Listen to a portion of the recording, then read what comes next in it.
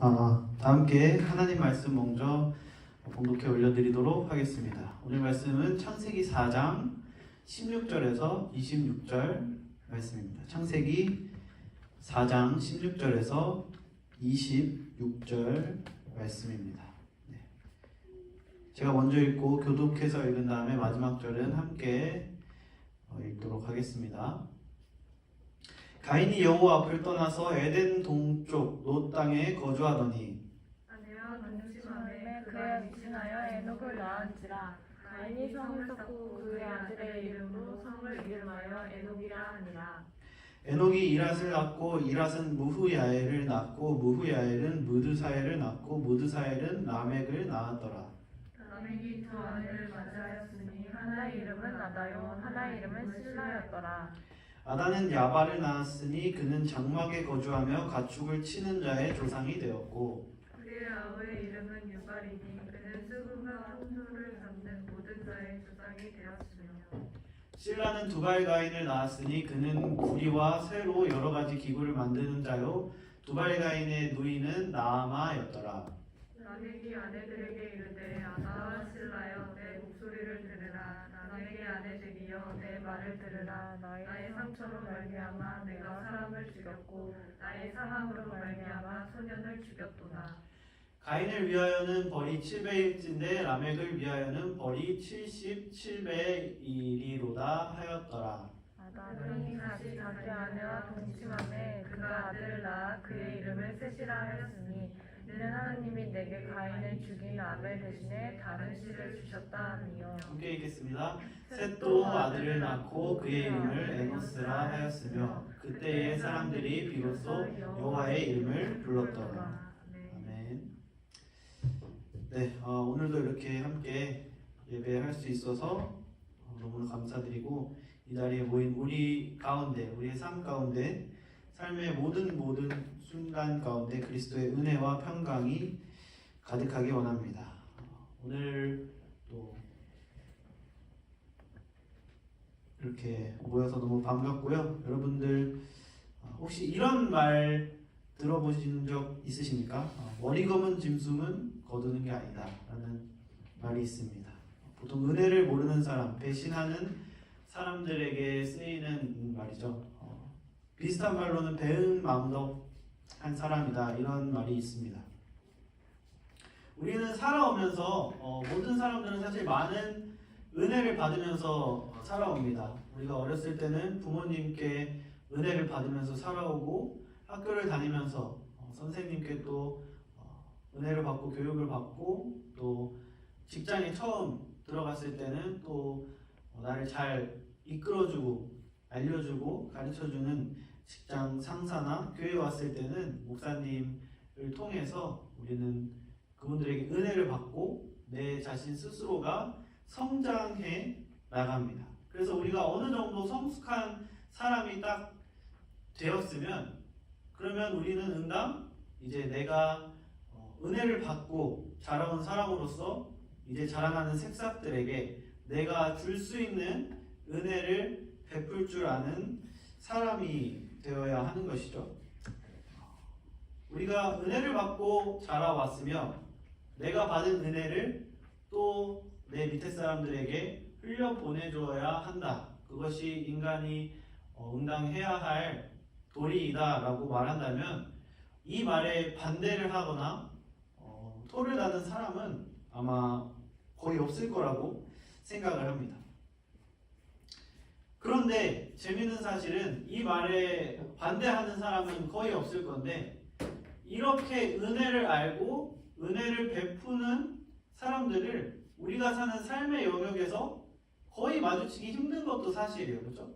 대부분 마주치는 것은 계속 받고자 하고 또 주기보다는 더 빼앗고자 하고 이기적이고 이런 성향을 가진 사람들이 더 넘쳐나는 세상에 살고 있습니다. 그런 사람들에게도 은혜를 알면 우리가 은혜를 베풀어 줘야 된다. 이것이 맞습니까? 틀립니까? 라고 하면 당연히 맞죠 라고 이야기를 할 것입니다. 그렇다면 그런 사람들은 왜 그 말을 아는데 그것이 옳다는 것을 아는데 본인은 본인이 옳다는 것을 옳다고 생각하는 그 삶을 살지 못하는 것일까요? 자기가 그렇게 살지 않는다고 인정하는 사람도 있고, 아니면 자기는 그렇게 산다고 착각하는 사람도 있고, 세상에 여러 사람이 있지만 중요한 것은 옳다고 생각하는데 그렇게 살지 못하는 사람이 많다라는 사실입니다. 오늘 본문은 은혜를 저버린 배은망덕한 두 명의 사람을 대표적으로 보여주고 있습니다. 가인이라는 사람과 라멕이라는 사람입니다. 그래서 오늘 우리는 이 두 사람에 대해서 자세히 살펴보면서 배은망덕한 죄성에서 벗어나려면 우리가 옳다고 생각하는 바, 그리고 우리가 맞다고 아는 것을 실제적으로 실천하고 그 삶을 살 수 있는 사람이 되려면 어떻게 해야 한다고 성경이 말을 해주고 있는지 함께 오늘 말씀을 살펴보면서 알아가는 시간을 가져보도록 하겠습니다. 먼저 누가 여기서 말하는 가인이 라멕이 배은망덕한 사람이다 라고 정의를 하려면 그들이 배은망덕한 사람이라는 것을 입증을 해야겠죠. 그렇죠? 그러면 제일 먼저 해야 되는 게 뭡니까? 그들이 은혜를 받은 사람이라는 것을 먼저 우리가 찾아보고 알아봐야 돼요. 왜냐하면 은혜를 안 받았는데 은혜를 갚으라고 하면 그 사람들이 억울할 수 있잖아요. 그렇죠? 그러면 가인과 라멕이 받은 은혜는 도대체 얼마나 큰 은혜인지부터 우리가 먼저 살펴보도록 하겠습니다. 늘 그랬듯이 오늘 말씀에서도 하나님께서 죄인에게조차 베푸시는 은혜를 보여주고 계신데요. 4장 14절에서 15절은 이렇게 말하고 있습니다. 주께서 오늘 이 지면에서 나를 쫓아내시온즉 내가 주의 낯을 배웁지 못하리니 내가 땅에서 피하며 유리하는 자가 될지라 무릇 나를 만나는 자마다 나를 죽이겠나이다. 여호와께서 그에게 이르시되 그렇지 아니하다. 가인을 죽이는 자는 벌을 7배나 받으리라 하시고 가인에게 표를 주사 그를 만나는 모든 사람에게서 죽임을 면하게 하시니라. 14절을 보면 가인은 하나님이 이제 나를 쫓아내서 사람들이 나를 만나면 죽이게 될 것이라는 걱정을 하고 있습니다. 물론 가인이 친동생을 죽여서 저주를 받은 건 맞아요. 하지만 4장 10절에서 12절을 보면 가인이 받은 저주가 나타나고 있는데요. 가인에게 내린 하나님의 형벌을 아무리 읽어봐도 하나님이 가인을 내 앞에서 당장 사라져라고 쫓아내는 말은 전혀 없습니다. 그저 가인이 잘못한 것에 대해서 너가 마땅히 이러한 벌을 받는 거야 라는 내용만 있지 하나님이 너는 이제 더 이상 내 앞에 올 수 없어, 내 사람이 아니야 라고 쫓아내는 내용은 없다라는 거예요. 그런데 가인은 하나님의 심판을 듣고 자기가 하나님 앞에서 쫓겨났기 때문에 목숨이 위험하다라고 이야기를 하고 있다라는 사실이죠. 이 말에 하나님은 명확하게 그렇지 않다라고 15절에서 말씀하고 계십니다. 그리고 사람들이 가인을 죽이지 못하도록 증표까지 주셔서 가인의 목숨을 계속해서 내가 보호해 줄 것임을 하나님께서 말씀해 주고 계시는 거예요.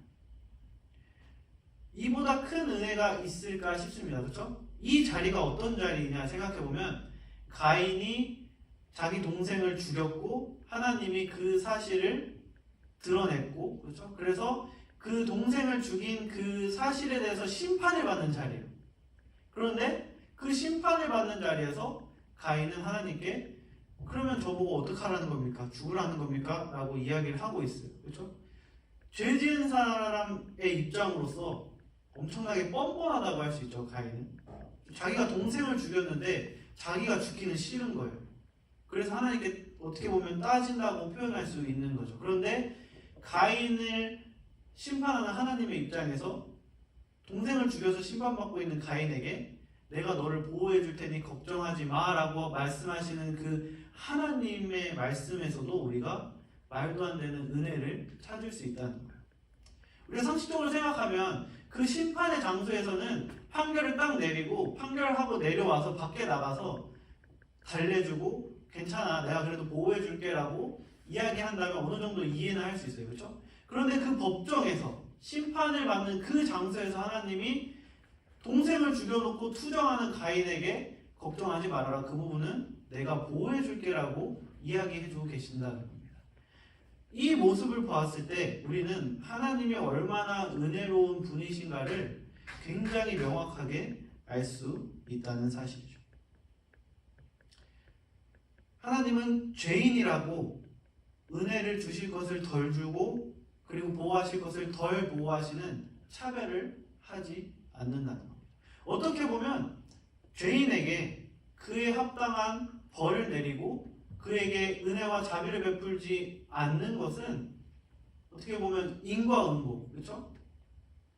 누가 가인이 동생을 죽여서 내가 이렇게 얘기했어. 가인이 처벌이 너무 심하다고 했지만 그 정도는 심한 게 아니야. 그래서 나는 그걸 고수했어라고 이야기한다면 우리는 모두 맞지 하고 끄덕끄덕 거릴 거예요, 그렇죠? 그런데 하나님은 거기서 가인이 근데 그렇게 얘기해줘서 내가 마음이 너무 아파서 그 부분은 내가 보호해준다고 얘기했어라고 만약에 판사가 이야기한다면 우리는 그 판사를 이해하지 못할 겁니다, 그렇죠? 어떻게 그럴 수 있지라고 생각할 거예요. 하나님은 그럴 만큼 은혜로우시고 차별 없이 죄를 지었든 안 지었든 모든 사람에게 사랑과 은혜를 베푸시는 분이심을 계속해서 우리에게 보여주시고 증명해 주시고 계십니다. 그런데도 가인은 하나님이 주신 은혜만 챙겨서 하나님을 떠나는 배은망덕한 모습을 우리에게 보여주고 있죠. 17절에서 22절로 이어지는 가인의 족보 또 하나님의 은혜를 보여주고 있습니다. 17절에서 22절 쭉 보면 가인이 누구를 낳고 이제 가인의 자손들에 대한 족보가 나와요. 그런데 그 족보에도 하나님의 은혜가 존재하고 있다는 거예요. 학자들은 4장 후반에 나오는 가인의 족보를 보통 저주받은 백성의 족보라고 이야기하고 5장에 나오는 셋의 족보를 선택받은 민족, 구원받은 거룩한 족보라고 이야기를 많이들 합니다. 그런데 사실 그게 맞는 말은 아니에요. 가인의 족보, 4장에 나오는 가인의 족보와 5장에 나오는 셋의 족보를 비교해보면 사실 차이는 한 개밖에 없습니다. 뭐냐면 나이예요. 가인의 족보를 보면 누가 누구를 낳고 누가 누구를 낳고 누가 누구를 낳고 이렇게 전개됩니다. 근데 아벨의 족보는 보면 누가 몇 살에 누구를 낳고 죽었다. 누가 몇 살에 누구를 낳고 몇 살에 죽었다. 이렇게 진행될 뿐이에요. 그저 몇 살에 누구를 낳고 몇 살에 죽었다. 그 나이만 있을 뿐이지 누가 누구를 낳았다라고 하는 그런 탄생에 대한 족보의 개념은 똑같이 존재한다는 겁니다. 오히려 20절, 21절을 보면 람에게 세 아들들이 있는데 그들은 문명의 선조가 되는 축복까지 받아요. 이들이 보면은 음악, 목축업, 그리고 그 철제를 제조하는 그런 금속업, 그런 업계에 조상들이 되었다라고 이야기를 하죠. 그런데 그 업계가 저주받은 업계입니까? 하나님께 범죄하는 죄악된 업계입니까? 아닙니다. 생활에 반드시 필요한 업종이에요. 가인의 자손들이 이 업종들의 조상이 되었다라고 성경은 이야기하고 있습니다. 거기에서는 어떤 단어도 가인의 자손이 저주받았다라는 것을 이야기하지 않고 그것을 읽었으면 가인의 자손은 축복받았네라고 생각할 수밖에 없습니다. 사실 셋의 계보에도 라멕이라는 사람이 나옵니다. 근데 그 라멕의 아들이 바로 노아예요. 가인의 자손에 라멕이 나오는데 그 라멕의 세 아들들은 이제 각 분야의 조상이 되는 축복을 받았습니다. 그리고 셋의 족보에도 라멕이라는 사람이 있는데 그 라멕의 아들은 노아이고 노아는 노아의 방주로 인류의 명맥을 이어가는 그리고 구원받은 축복을 받았어요. 이렇게 라멕의 아들들을 통해서도 하나님은 가인과 셋의 자손을 차별하지 않는 모습을 성경에서 우리에게 보여주고 계시다는 사실입니다. 물론 라멕이 두 여인과 결혼해서 22절 이하의 범죄를 저지릅니다. 하지만 그것은 그 앞에 선악과나 살인죄처럼 꼬집어서 하나님이 심판하는 모습을 나타내시지 않아요. 오히려 셋의 계보가 노아까지 이어지죠. 셋이 누굴 낳고 해서 노아까지 이어집니다. 그리고 그 계보를 통해서 많아진 사람들이 죄를 지어서 결국에는 하나님이 노아의 홍수로 다 쓸어버리는 연속성에 포함이 돼요. 즉 홍수 심판은 뭐냐면 가인의 자손 때문에 벌어진 심판이 아니라는 거예요. 가인의 자손이나 셋의 자손이나 똑같이 죄악이 넘쳐났기 때문에 홍수로 쓸어버렸고 그 가운데 유일한 의로운 사람인 노아만을 하나님께서 살려서 인류를 지속시키셨다라는 것이 성경이 우리에게 보여주는 겁니다. 성경을 이렇게 읽고 저렇게 읽고 뜯어보고 다시 봐도 가인의 자손이 저주받았고 셋의 자손은 저주받지 않아서 가인의 자손 때문에 홍수가 났고 셋의 자손에서 하나님이 구원자를 선택했다라는 말은 그 어디에도 없습니다. 그 어떻게 봐도 그렇게 볼 수가 없어요. 그저 가인이 이렇게 쭉 나왔고 셋이 이렇게 쭉 나왔고 그런데 그 나와서 나온 모든 사람들이 결국엔 타락을 한 거예요. 가인의 자손, 셋의 자손조차 할 거 없이. 그래서 노아 빼고 다 쓸어버린 거죠. 만약에 셋의 자손이 정말 의롭고 거룩한 자손이면 그들에게 다 배를 만들게 하셨겠죠, 하나님. 그런데 노아만 구원하셨다는 것은 노아 빼고는 다 가인의 자손이든 셋의 자손이든 똑같았다라는 거예요. 성경은 그 얘기를 하고자 하는 것입니다. 그렇기 때문에 성경은 하나님은 공평하신 하나님이다. 그리고 차별 없이 은혜를 베푸시는 하나님이다.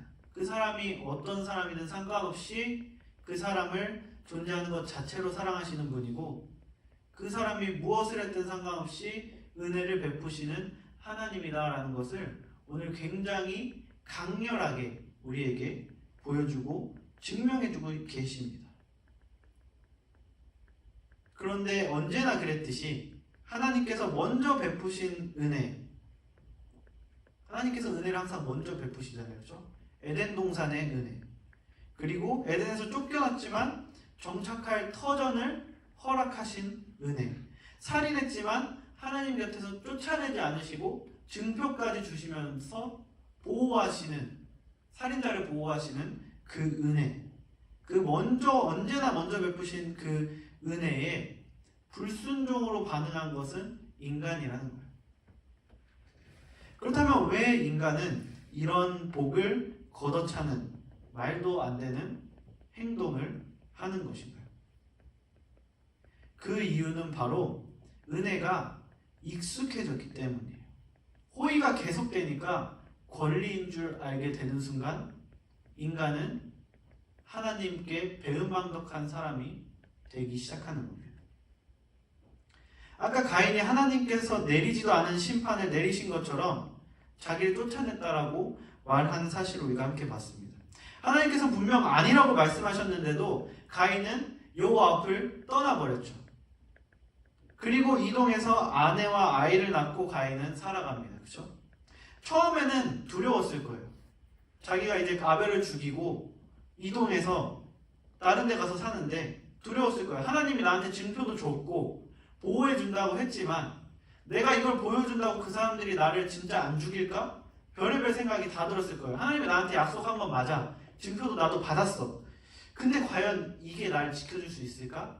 라는 의심과 두려움에 쌓여서 하루하루를 살았을 것입니다.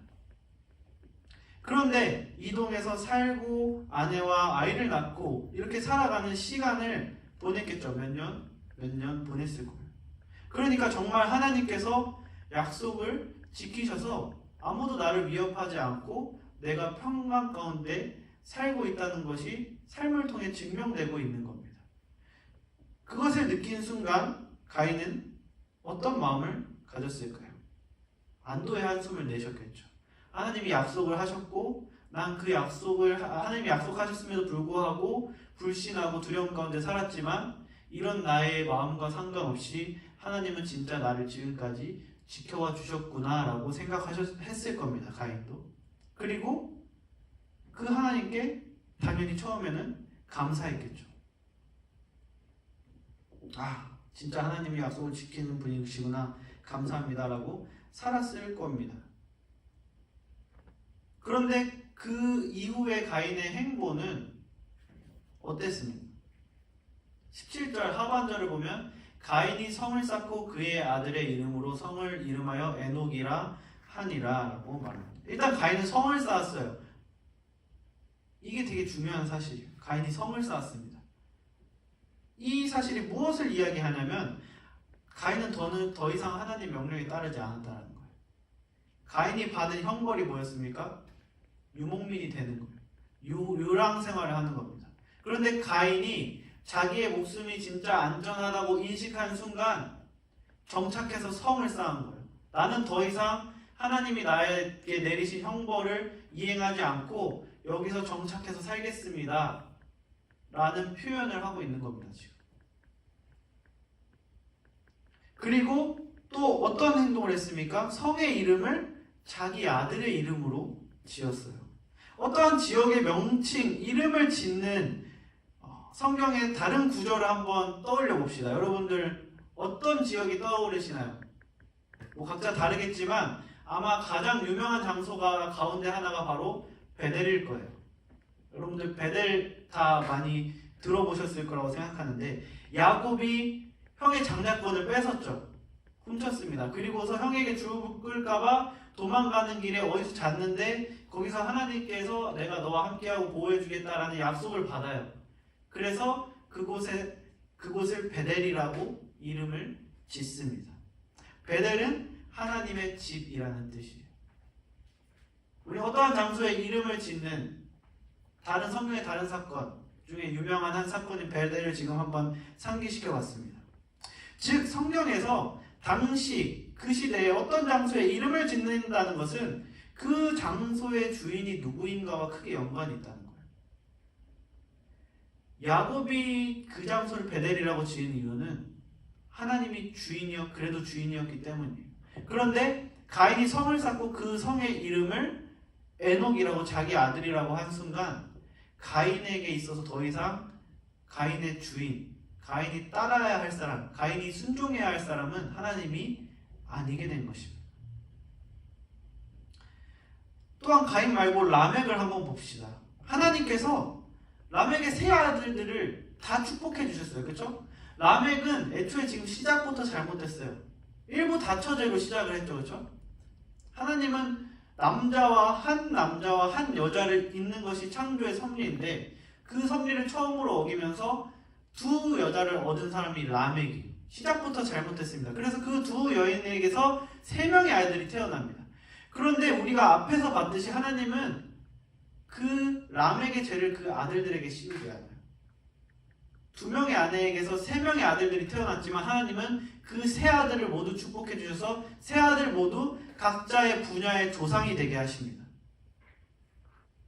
그런데 정말 안타까운 사실은 뭐냐면 라멕은 자기 아들들의 전공 분야로 사람을 죽이고 자랑하는 모습을 성경에서 지금 보이고 있다는 거예요. 여러분 21절을 보면 라멕의 세 아들 가운데 하나인 유발이라는 사람이 나옵니다. 유발은 어떤 것의 조상이죠? 수금과 퉁소를 잡는 모든 자의 조상이 되었다고 말합니다. 즉 예술과 관련된 분야의 시조가 된 거예요. 유발이라는 사람은. 그런데 23, 24절에 그 라멕의 살인사건에서 살인사건이 나오는데 그 23, 24절을 여러분 히브리 성경이 있어요. 제 사무실은 있는데 나중에 궁금해하시면 한번 이렇게 읽어보세요. 무슨 말인지 하나도 모르겠지만 지렁이 기어가는 하여튼 이상한 고대문자처럼 생겼지만 거기서 이 23절, 24절을 보잖아요. 그럼 가운데 이렇게 쓰여 있습니다. 그건 뭐냐면 이 23, 24절은 시라는 거예요. 가인은 자기가 사람 죽인 걸 자랑하는데 그걸 시로 써서 표현합니다. 그건 뭐예요? 자기의 아들 유발이 받은 달란트, 제일 잘하는 걸로 자기가 살인한 걸 자랑하고 있는 거예요. 또한 22절에 나오는 또 다른 아들이 있어요. 두발가인이라는 아들이 있습니다. 그가 했던 건 뭐예요? 구리와 쇠로 기구를 만드는 시조예요. 그렇죠? 금속을 하는 사람의 시조가 됐다고 해요. 그런데 23절을 보면 이렇게 말합니다. 라멕이 자기 아내들에게 말하였다. 아다와 실라는 내 말을 들어라. 라멕의 아내들은 내가 말할 때 귀를 기울여라 라고 하면서 뭐라고 하냐면 나에게 상처를 입힌 남자를 내가 죽였다. 나를 상하게 한 젊은 남자를 내가 죽였다. 라고 이야기해요. 이게 뭐냐면 쉽게 말하면 전쟁한 거죠. 싸운 거예요. 우리 지금도 아마존 원시인들이나 원주민들 서로 막 싸우고 막 아직도 그러고 있잖아요. 그렇죠? 그런데 똑같은 거예요. 전쟁이 일어난 거죠. 싸운 거예요. 그런데 내가 나보다 어리고 팔팔한 사람이랑 싸워서 이겼다라는 거예요.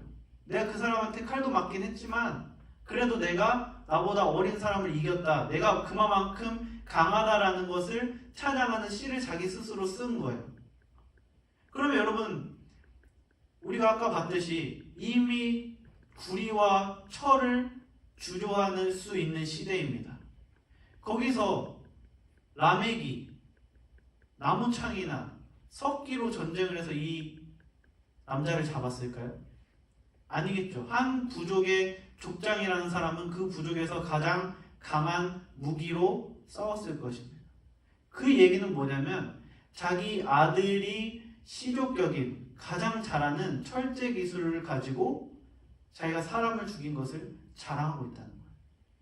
하나님이 자기 자녀에게 베푸신 축복을 가지고 내가 그 축복으로 나보다 어린애랑 싸워서 그 사람을 죽이고 이겼어 라고 자랑을 하고 있다는 사실이에요.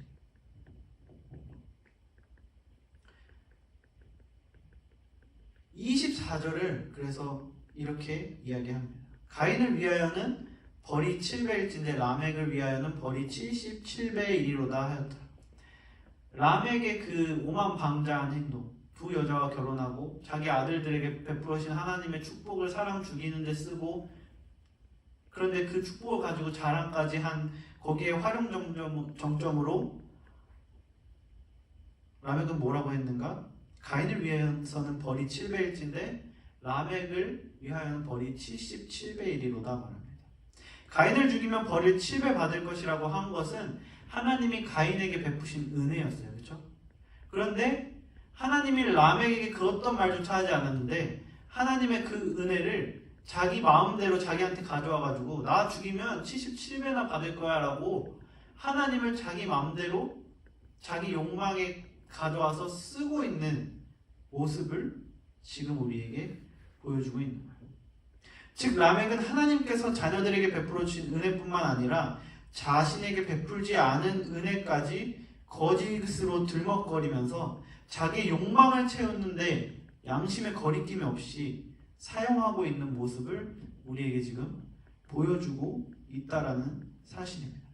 이 3절, 4절밖에 안 되는 짧은 구절에서 라멕이 얼마나 파렴치한 은혜도 모르는 사람인지를 성경은 정말 적나라하게 지금 우리에게 보여주고 있습니다.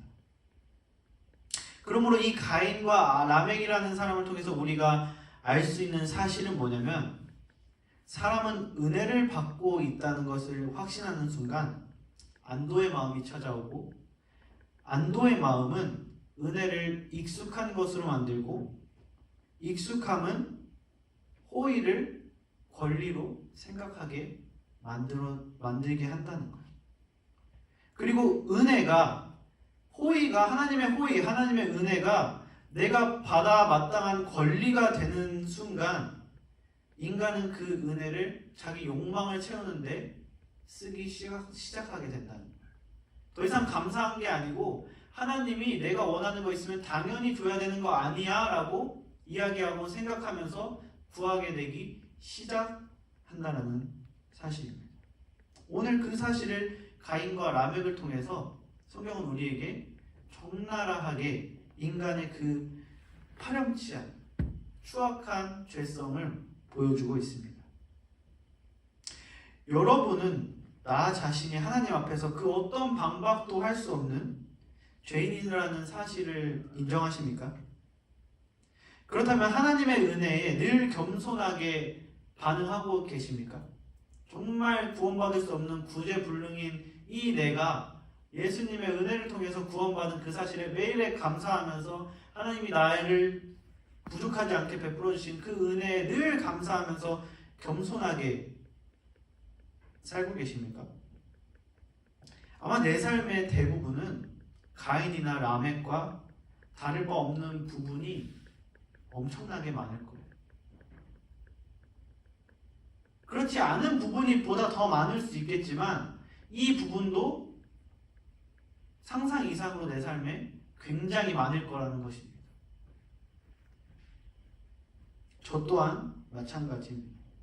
하나님의 약속을 믿지 못하고 두려워하다가 하나님이 증명하심으로 하나님의 약속이 진짜 이루어지는 것을 확인하게 되면 안도의 마음으로 하나님께 감사를 드리죠. 하지만 그거는 한 며칠 안 가요. 그리고 어느 순간 이제 은혜가 나에게 계속해서 베풀어지는 그 사실을 인지하게 된다면 내 원함을 채우고 싶을 때 맡겨놓은 것을 받는 사람처럼 당연하다는 듯이 하나님께 은혜를 내놓으라고 하는 내 모습이 나오게 된다는 것.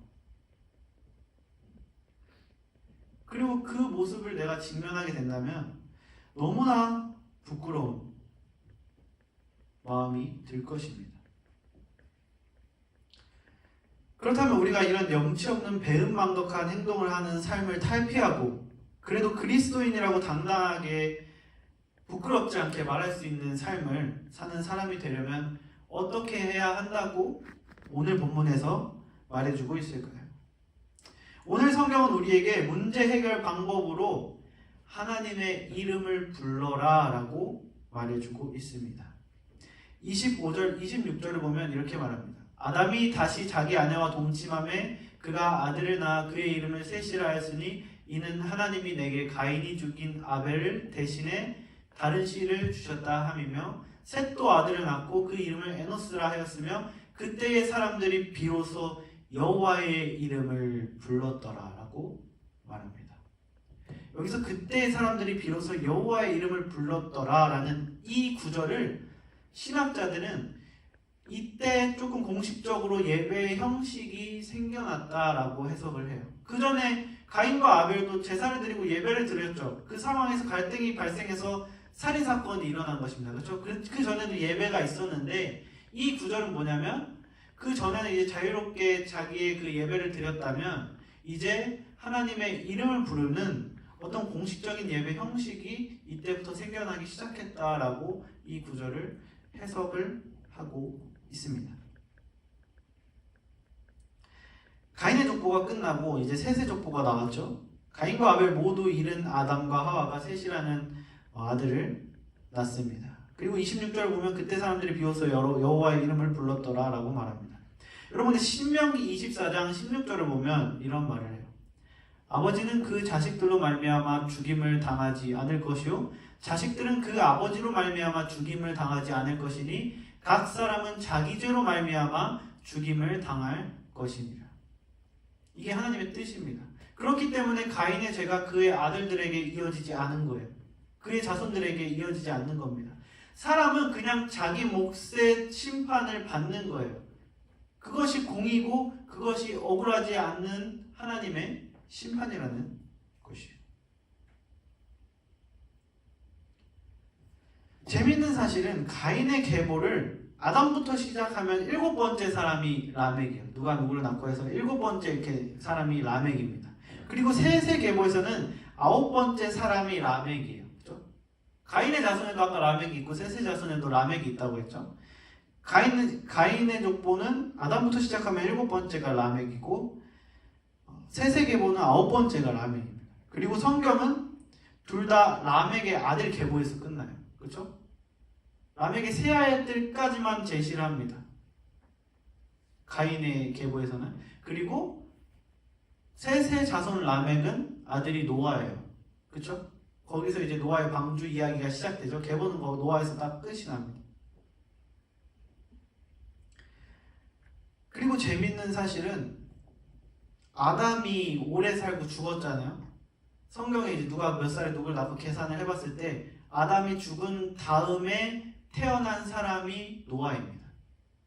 그러니까 아담이 누구까지는 태어난 걸 본 거예요. 라멕까지는 태어난 걸 본 거죠. 그리고 아담이 죽은 다음에 태어난 사람이 노아예요. 이것은 여러 가지를 엄청나게 많은 의미를 가지고 있는데 오늘 말씀과 연관지어서는 우리가 어떤 의미를 찾아야 하냐면 가인의 자손과 셋의 자손이 노아 홍수 때 거의 다 살아 있었다는 거. 그렇죠? 아담이 죽고 노아가 태어났으니까 아마 이 라멕이라는 사람도 무조건 살아 있었을 거고 어쩌면 에녹도 살아 있었을지 모릅니다. 가인의 아들인 에녹도 살아 있었을지 모를 거예요. 그냥 그 노아의 홍수 때 그 성경 족보에 나오는 아담 시절에 몇 명 빼고는 대부분 다 살아 있었다라는 거예요. 다 막 800년, 900년, 1900년씩 막 살았으니까. 그렇다면 우리는 이런 질문을 할 수 있습니다. 가인처럼 살아도, 셋처럼 살아도, 어떻게 살아도 어차피 똑같은 삶을 사고 공평하면 굳이 힘들게 선을 행하면서 순종의 삶을 살 필요가 있는가? 라는 질문이 이 창세기 4장, 5장을 읽으면서 나와야 돼요. 그런데 오늘 본문은 충분히 그럴 필요가 있고 그래야 한다라고 대답을 하고 있습니다. 여러분, 오늘 살펴본 본문을 다시 한번 떠올려 봅시다. 라멕의 아들의 이름이 무엇이었습니까? 에녹이었죠. 가인의 아들의 이름은 에녹이었습니다. 그렇죠? 그리고 셋의 아들의 이름은 무엇이었습니까? 에노스였어요. 여러분, 이것은 구약 성경에서 하는 굉장히 고급적인 문학의 표현입니다. 가인의 아들은 에녹이고 셋의 아들은 에노스예요. 에녹, 에노스. 발음을 비슷하게 가져가고 있습니다. 라멕의 세 아들을 말할 때도 마찬가지예요. 야발, 두발 가인 이렇게 발로 세 명 다 발에 라임을 맞춰요. 여기서도 가인의 아들이 에녹이고 셋의 아들이 에노스라는 것은 그냥 우연적으로 이러한 이름을 지어줬다라는 것을 말하는 게 아닙니다. 이 두 아들의 이름을 통해서 이들의 아버지가 가인과 셋이 지닌 삶의 목적, 근원, 동기를 나타내고 있어요. 성경은 말입니다. 에녹을 낳은 가인은 자신이 만든 성에 에녹의 이름을 붙입니다.